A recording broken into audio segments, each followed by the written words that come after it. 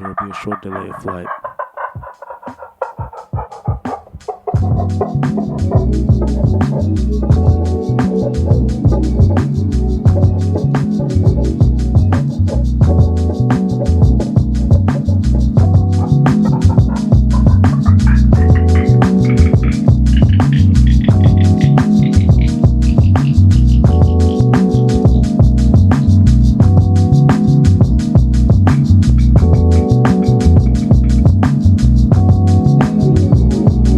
Welcome to another edition of Coffee and Beats. I am your musical barista, Rod the Magnificent, back with another classic album review, and we are going to be reviewing none other than the queen herself, the masterpiece itself, Jill Scott, Words and Sounds, Volume 1, and it is turning 25 years old this year. It will turn 25 officially July 18th. But enough of me rambling. I want to introduce my special guest.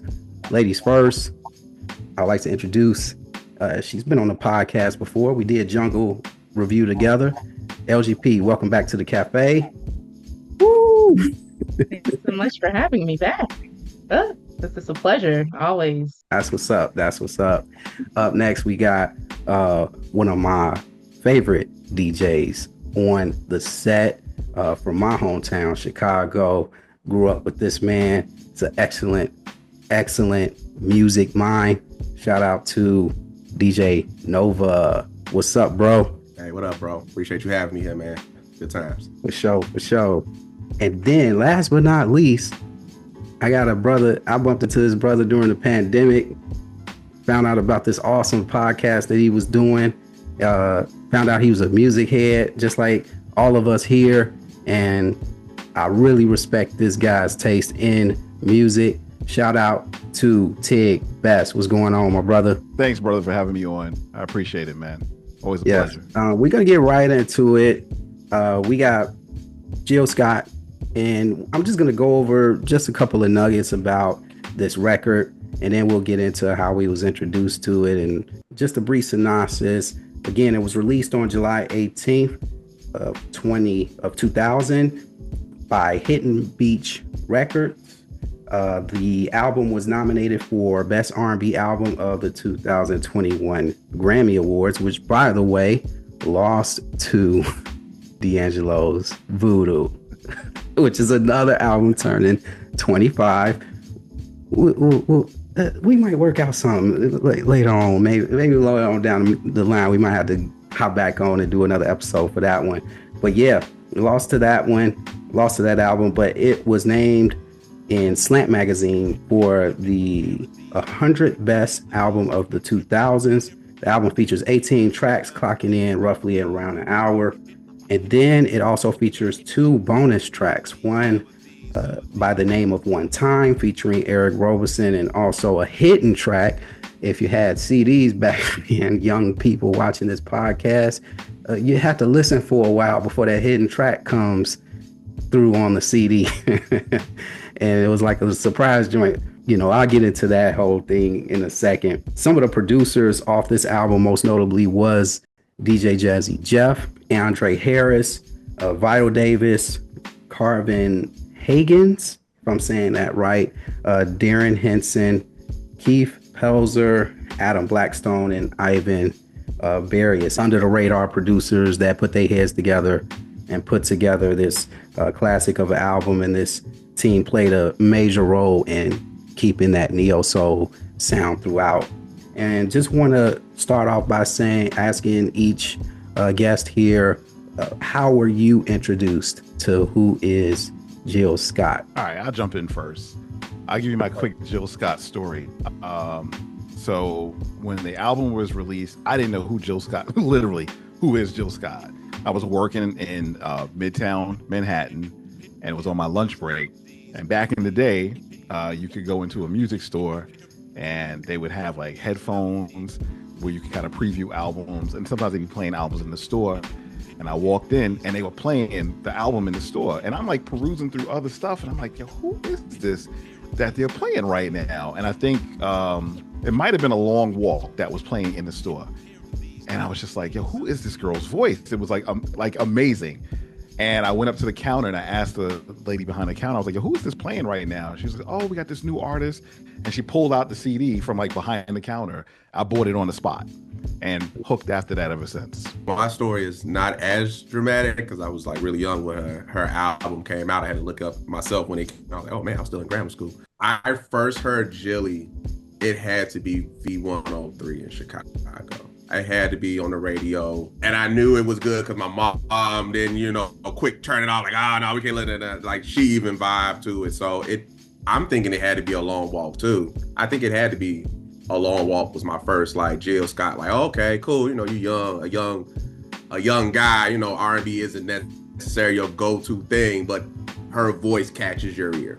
When I try to think about it, because it's been such a long time, but I think I remembered the CD because my brother bought it from Sam Goody because he was dating a sister at a time. And, that was like one of their jams. So I kind of stole it from him because I was like maybe 15, 16 at the time. Never gave it back. He had to buy another one. That one was mine after that. We was just talking about that before the recording, how CDs be so good, you give them to somebody and you just never get them back. You might as well just buy a whole nother one, come back. And if they do give it back to you, what happens? It's all scratched up on your favorite song, That's what's up. Those are some good stories. Yep. Shout out to Landon. Real quick, I'm going to make mine short too. I actually just started working at a barbershop, 75th and Dorchester. Shout out to Gordy's Barbershop. Actually, RIP to Gordy's Barbershop as they're no longer in existence. But the shop owner, Clement Clay. Shout out to Clement Clay. He was bumping it in the background, and I'm sitting there like, man, what is this? And he was like, oh, you ain't heard this? It's like, this the new Jill Scott. I was like, I ain't never heard who. Again, the question, who is Jill Scott? And it was such a fitting title for this album because she just came out of nowhere. It was just like, who is this girl? Everybody listening to her. People coming into the barbershop. What y'all playing? What's this? This is nice, And then eventually, I think, he told me, yeah, I got it from Dr. Wax. My boy, Chuck at Dr. Wax said, shout out to Chuck. He said, hey, yeah, it's not many copies of this album yet, but I think it's one of those. It's one of those ones. And he's like, all right, well, I'm gonna be the first one to jump on it. Play it in the barbershop, see how people love it. Barbershop is the most harshest critics you can find. And the fact that you brought up the Clays, I spent many of Saturdays, little sister tag along, and I learned so much music at that barbershop. I found out about the Fugees, everybody, from going to that barbershop when I was like 12, 13. Yeah. Oh yeah. That's all we did. That's all we did was bump music all day, no matter the genre. And yeah, that's how I caught attention. I was like, man, I went to the store immediately to see if I can get it. I couldn't get a copy. Then eventually the album blew up, and then more copies were produced, and you was able to get it. And one day, man, I just happened to be, I think I was at a Tower Records or Rock Records, whatever. And I was just, man, I need to find this Jill Scott. I found it at Rock Records out of all places. And they wanted $20 for it. I said, man, I'm gonna drop it to 20. I don't care. And $20, that was expensive back then. So I dropped the money for that one. And it was the best money I ever spent. And it was a classic. So yeah, shout out to Jill. She just came out of nowhere on us and hit us with this classic. Now, in regards to concert experiences, has anybody here been to a Jill Scott concert? I've been twice. February 22nd, 2008. I went to the Real Thing tour. It was Jill Scott and Raheem that was down here in Atlanta. Top tier concert, man. Top tier concert. That was at the Fox Theater. And then I saw her 2 years later, June 12th, 2010. It was just called The Tour, and it was Maxwell and Jill Scott together. Another top tier neo soul type concert. I will say this one last thing. It was probably like one of the few concerts I went to where I was like, yo, this is surpassing the album. Like her vocal ability was like surpassing, as great as I thought that she was on the album. Like her vocal ability live is crazy. So I was supposed to see her at the House of Blues, I think back in like 2005, 2006. But something, I forgot what happened, but we ended up seeing Mint Condition instead. Still great, but but I did get to see her when I was in Brooklyn at Afropunk in 2019. That was 2019, yeah. And exactly just what, Tig said, like she rips and runs, she just goes with the flow. And in that huge like venue, everyone was just soaking it in. So it was beautiful to witness in person. Oh, that's dope. You saw her in Brooklyn? Mm-hmm. Yep. I used to go to Afropunk every other year. I love going. It's if you're an artsy type person, it's just like watching people just being artsy. I have not seen Jill Scott live, but I bought my wife, because she's more of a Jill Scott fan than I am. I bought her tickets and she took her on. It was one of those joint shows where, she saw like Genuine at the same time. What else did she tell me? It was quite a few R&B artists was there, and it was over there at the Huntington Pavilion off the lake. Gotcha. So she like, I knew she, like, we was dating, and as we was dating, she always talked about Jill, like, that was one of her go-to artists that she would love to listen to. And I was, trying to win some points. I was like, man, look, here goes some tickets, go ahead, go see your girl. Word. That's a nice gift, man. That's a come up. That's what's up. Believe it or not, we saw Jill 2005. I think she was at the Chicago Theater. And to believe it or not, Chicago fans was kind of rough on her, man. Like, I was shocked. Like, they was not really giving her that energy, man. And it was right after Volume 2, Sounds and Words Volume 2, So combined, 1 and 2, like, it's a bevy of hits on both of those albums. How you not gonna get to this woman? And she felt it, right? So she didn't do like, He Loves Me, or, any of the major songs that really get people out their seats yet.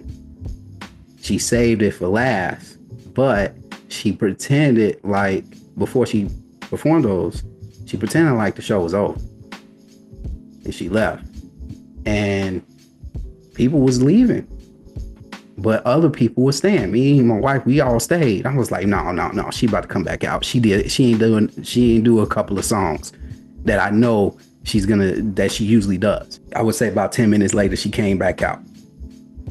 I kid you not. She was there for another hour.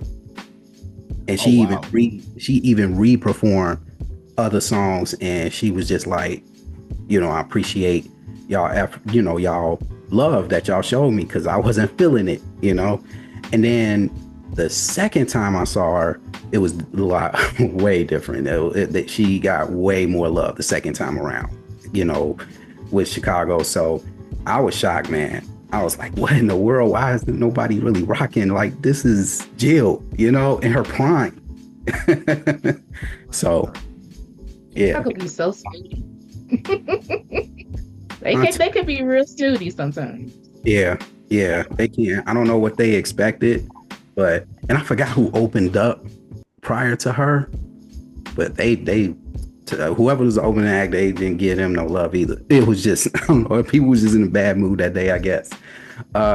Getting into the album, I just want to talk about some of the tracks that were our favorite tracks, maybe our favorite produced tracks. But I'm gonna start off with what was your top 5 best produced tracks off the album? All right, I'll jump in.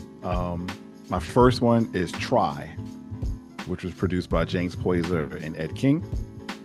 My second one was Love Rain, but the head nod mix, which is the one that was a little hidden on the album, produced by Vidal Davis. My third one was Brother, produced by Keith Pelzer, which samples Joe Williams and the Jazz Orchestra, to Get Out of My Life sample.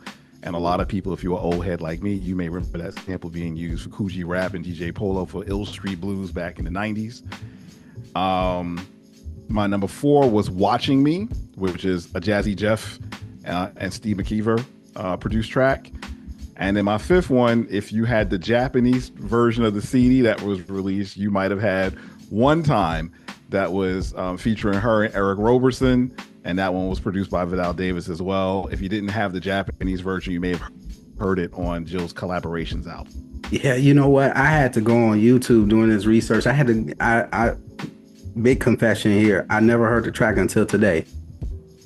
And I cannot. Wow. Yeah, I cannot be.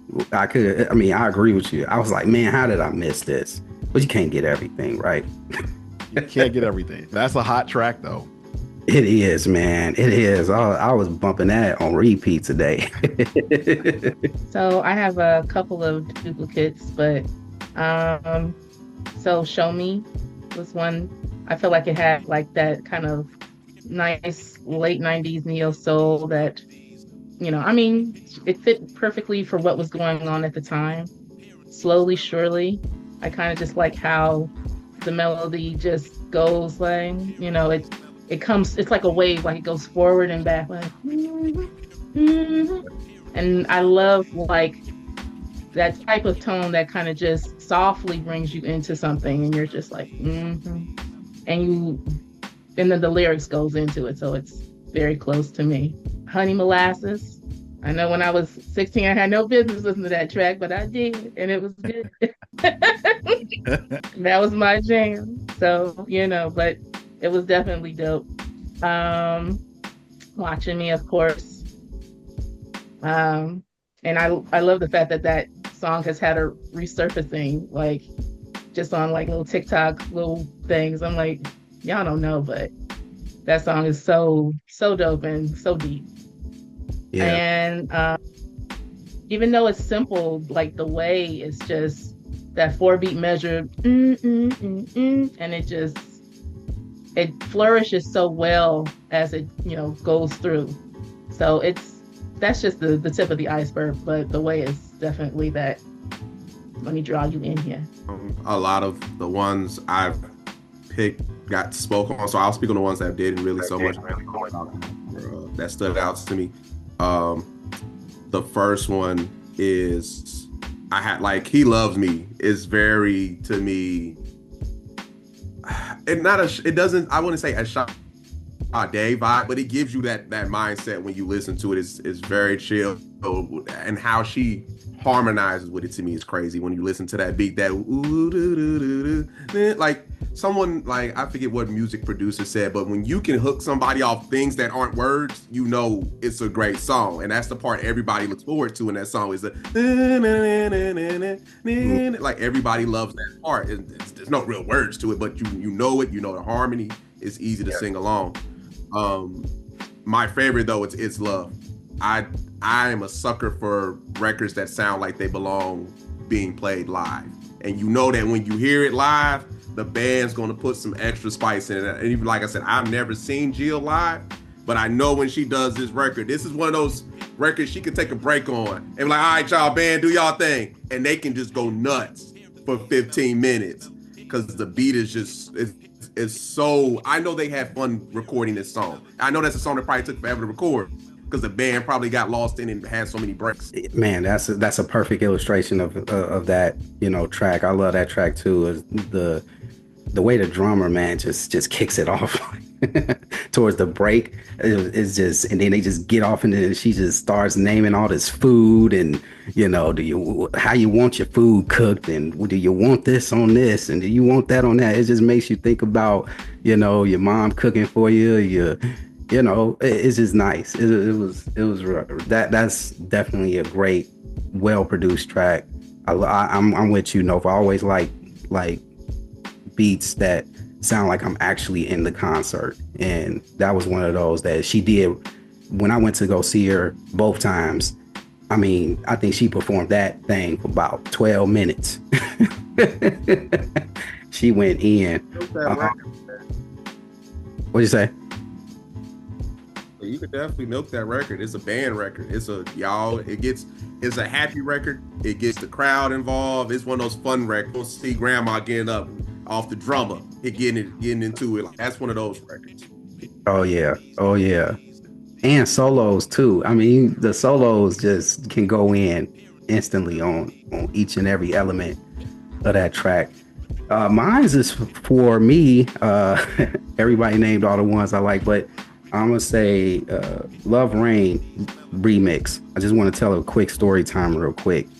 I was over my guy Pick house, Pick the instrumentalist. Shout out to him. He's supposed to be on the episode. He couldn't make it, but we were over his crib, and he actually lived above the barbershop that I worked at.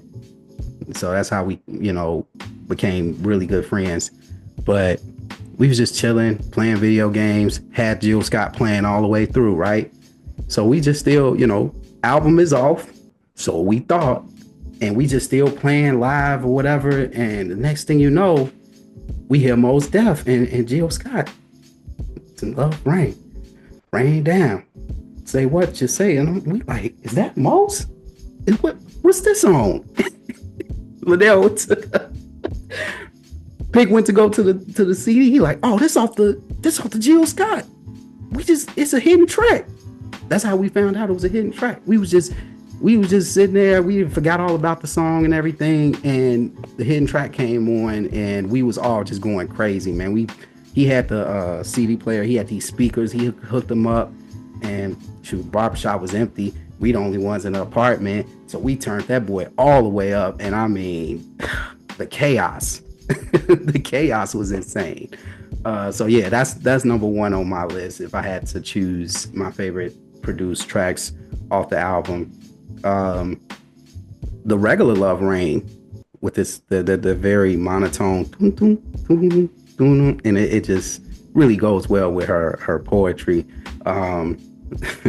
There were some lyrics in that one, but that were interesting, but I'm not gonna go too deep into that one.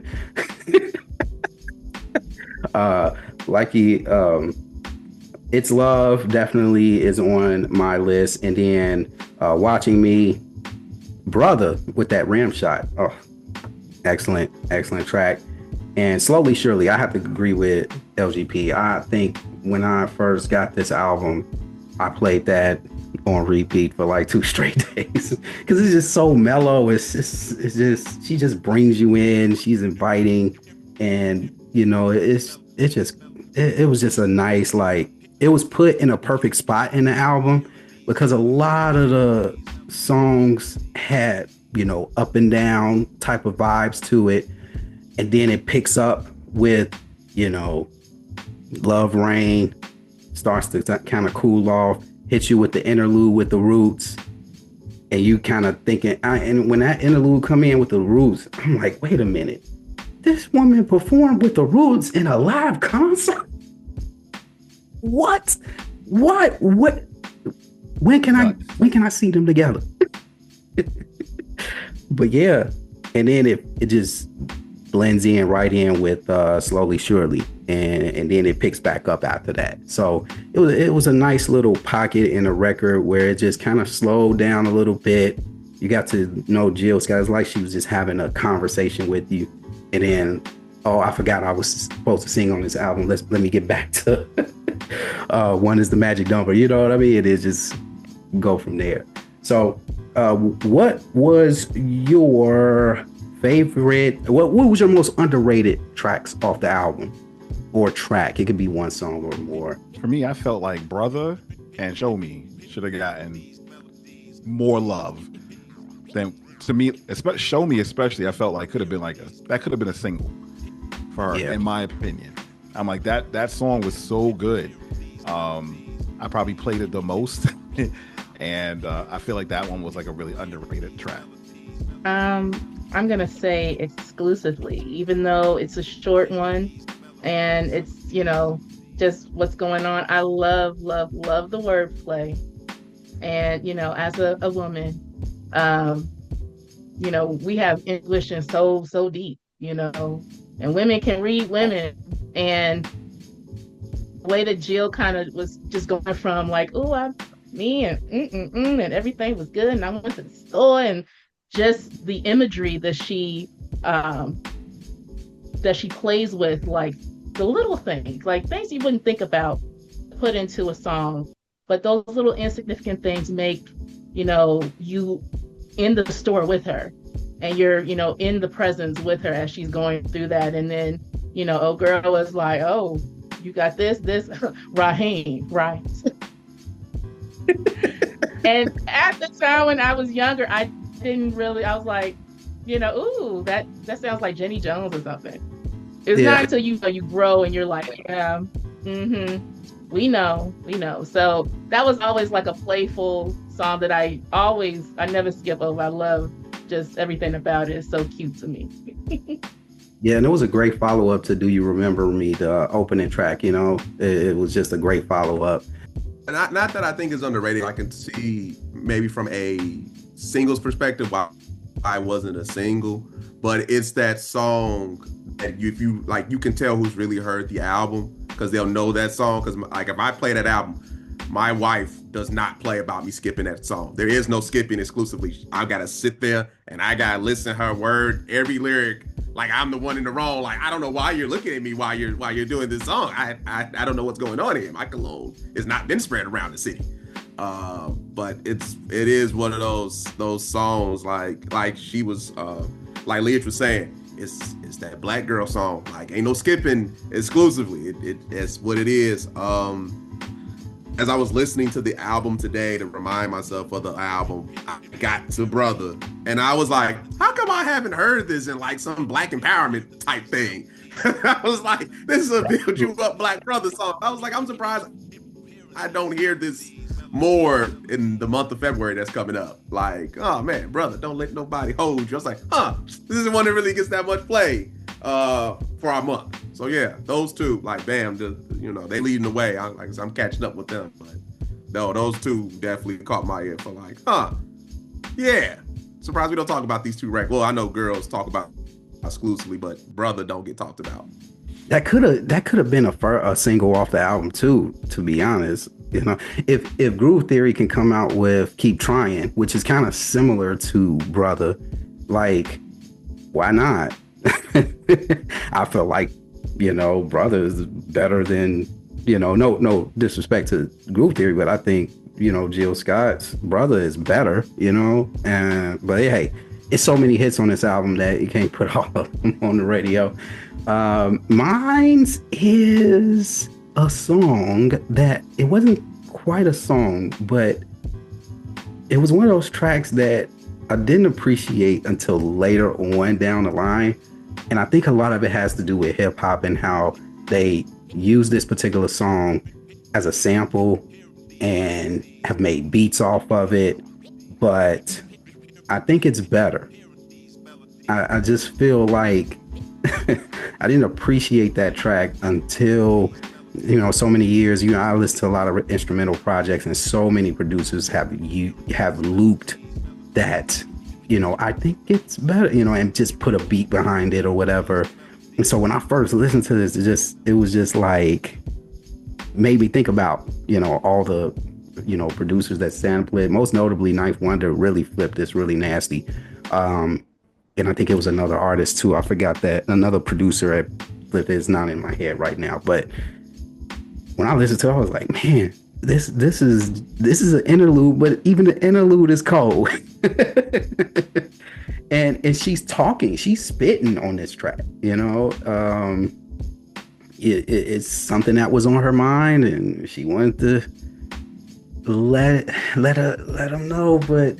It's how you trying to tell somebody something that is going to be hard for them to accept, and it's taking you so long to say it.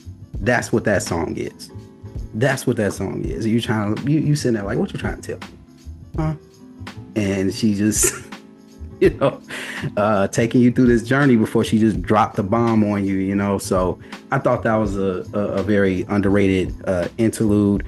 And Honey Molasses. I think Honey Molasses is an underrated track as well, with the piano and the way she described her feelings on a phone, on a voicemail at the end, and he picks up at the end and is like, oh snap, like I'm like Jill had us in some situations on this album, man. So yeah, those are my two, Honey Molasses and I Think It's Better. Up next, top 5 tracks. Your top 5 these, and I know this is a tough one right here, but 5. If you taking this to the new system, you could take 5 songs to the new system with you. What you got for me? I'm going to take some of the ones that we all love. The Way is going with me. A Long Walk is going with me. Love Rain, the remix, is going with me. Getting in the Way and Show Me. I'm taking those 5. I can't disagree with that one. LGP, what you got? So, Honey Molasses, just because I felt like this is such a womanly song, to go from closeness to insecurity to, just for us, it just turns like completely just like that. And I connect with that song, on so many levels with like the mentality of what happens when you surrender yourself and then it's like, what now? Yeah. And I really love Rain also because the wordplay is just so amazing. I looked up so many words in my thesaurus with Love Rain. I thought that was just so nice. You spin. Non-clairvoyant. I was like, me non-clairvoyant and getting teased for sounding white at school. I also love Long Walk. Long Walk has to come too. It's just so beautiful. It's so beautiful. And even for Jill, it's so well worded. Watching Me, just because now it makes so much sense these days. So, and that beat is so hot. And then of course, The Way. The Way is number 1 for me. Number 1 song for me. I love that song. Such a dope single. Like, just, follow up. I think that was the first single, am I not? Off the album. Was it Getting in the Way or Long Walk?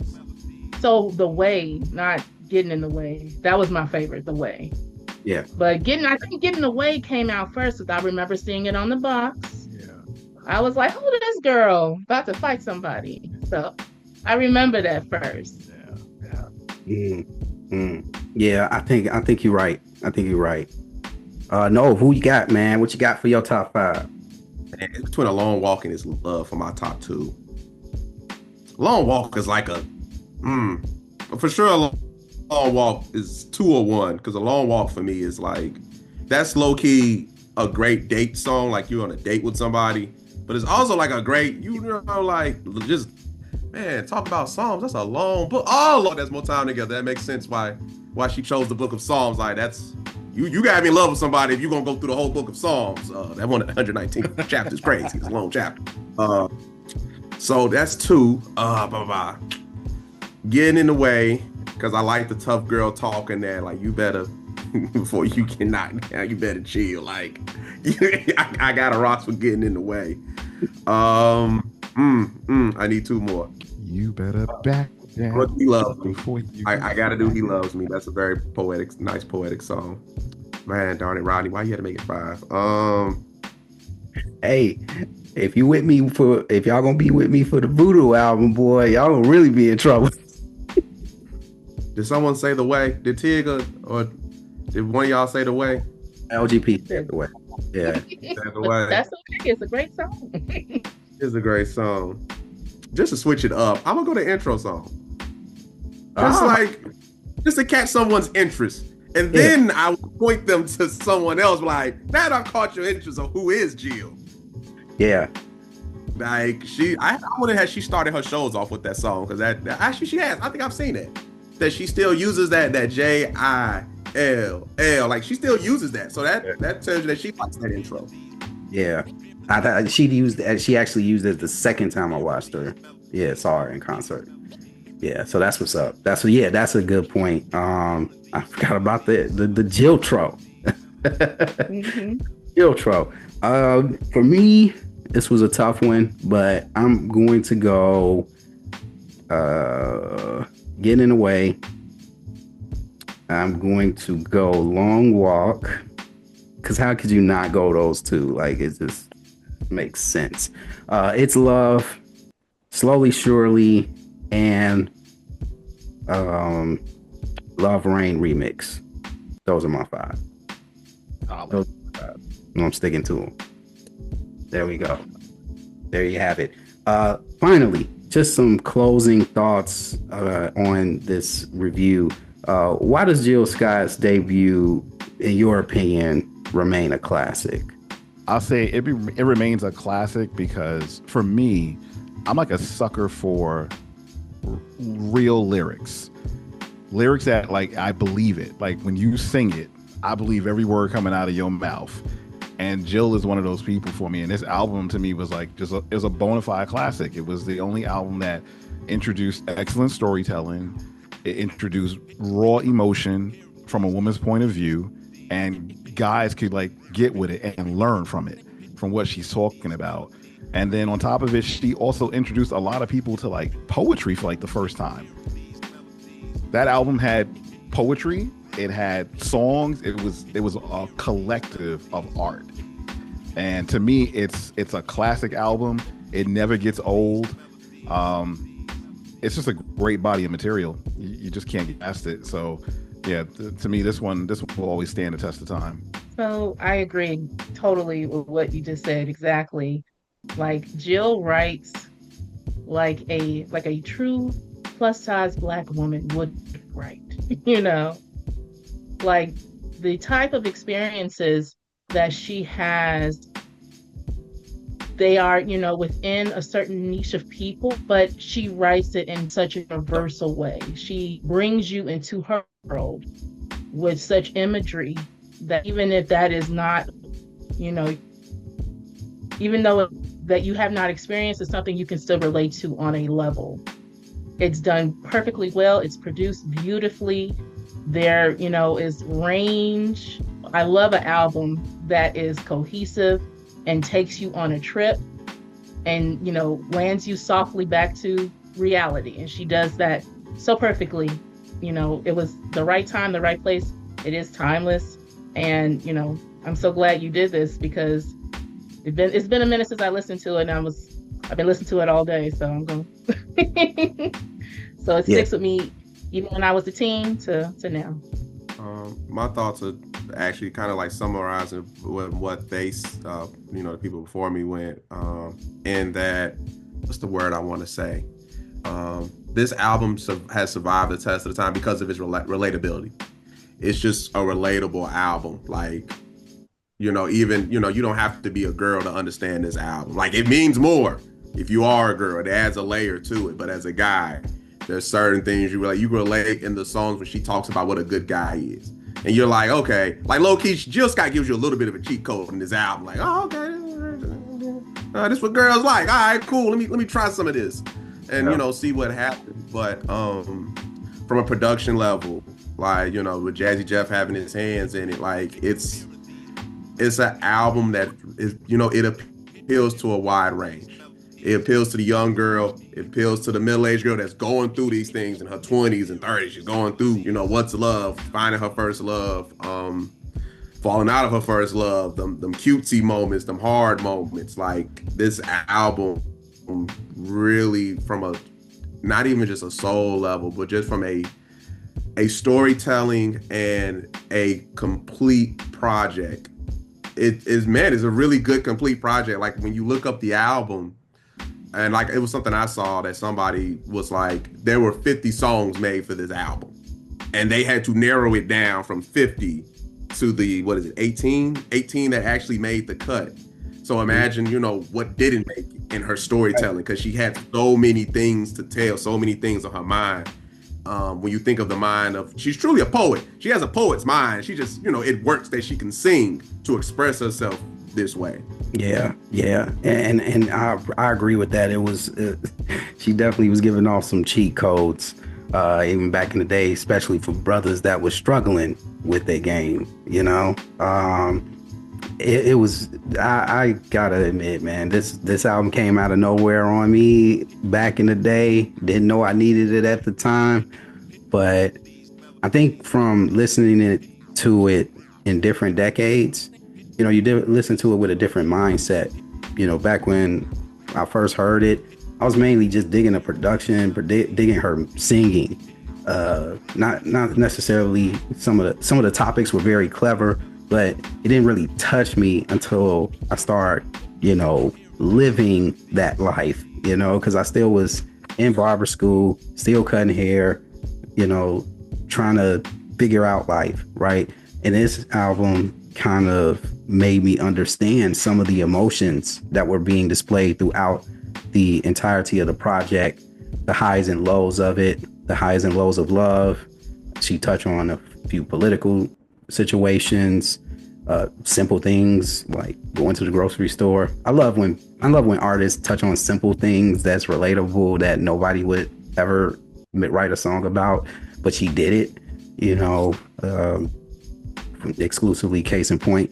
But, you know, this album is just amazing from front to back. There's no, absolutely, similar to Baduizm, similar to Voodoo, absolutely, you know, Miseducation, no skips on this album, none.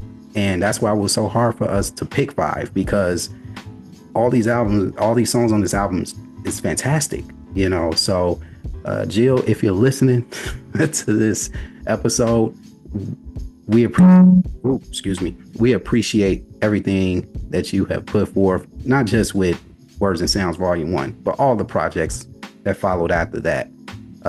We appreciate everything that you've brought to music and also to neo soul as well. And that's pretty much all I have to say about it. And before we get out of here, I just want to say thank you, Jill Scott. And hopefully you can give us a 25-year anniversary concert. That's all I ask. That's what I'm talking about. Real quick, before we get out of here, any new music or songs that you want to put the audience listening to, anything old or new that you've been bumping over the last few weeks or so, that you would like to share with the audience? And we've already talked about this. Amaria, the Free Falling album. If you haven't heard it yet, I know we both had, like, I had a top 10, you had a top 20, 25, right? Yes. But we both, like, she was like at the top for both of us. And that album is another full project.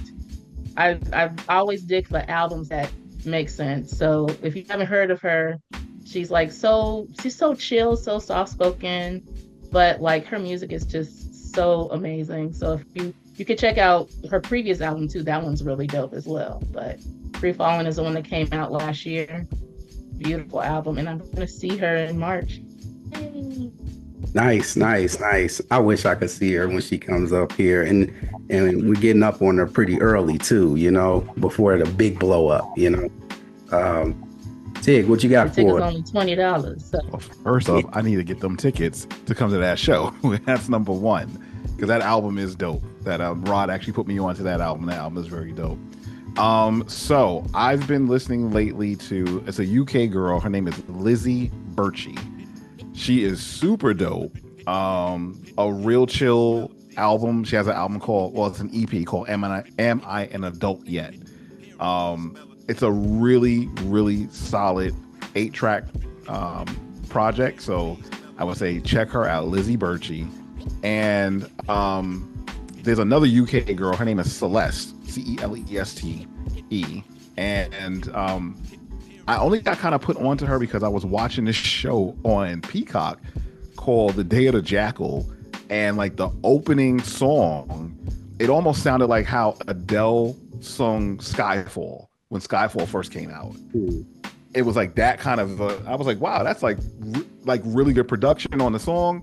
The song itself was called "This Is Who I Am." That's the title track for the show.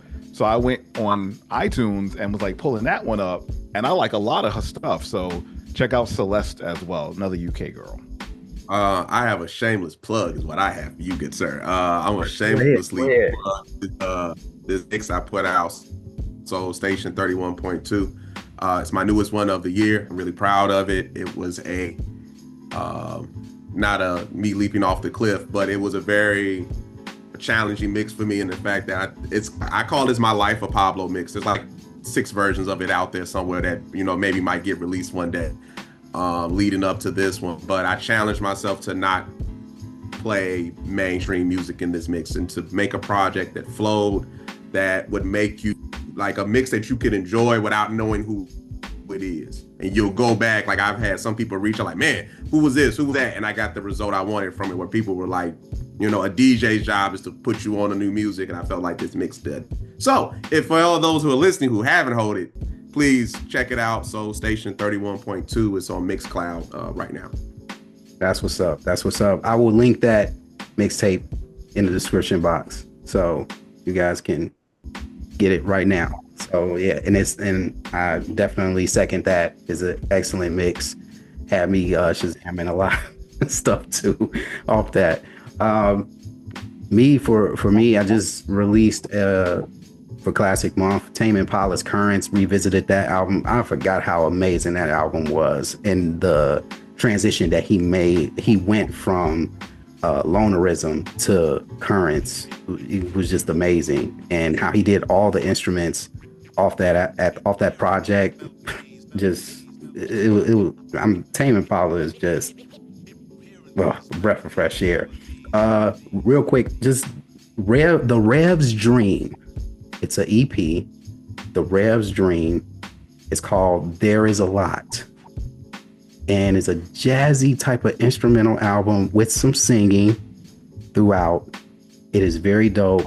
It is only about 5 songs on here, 18 minutes, but it felt like I was listening to an hour of jazz music, but it was great. It's a great, love the album cover too. And also, I was listening to the new FKA Twigs album, which is really good. Check that out. It just dropped. Yeah, FKA Twigs. Yeah, she just dropped a new one. Really, really good. I'm probably going to review that later on. But those are my 2 recommendations. And that is it. So I just want to thank all of you, Eljeepi, Tig Best, DJ Nova. Thanks for coming to the cafe for this classic review of Jill Scott. Who is Jill Scott? Words and Sounds Volume 1. And if you have listened to it, we love to hear your comments down below. I'll be down there chit-chatting with you. And until then, when it comes to coffee, when it comes to music, stay grounded for life. We'll see you on the next one. Peace.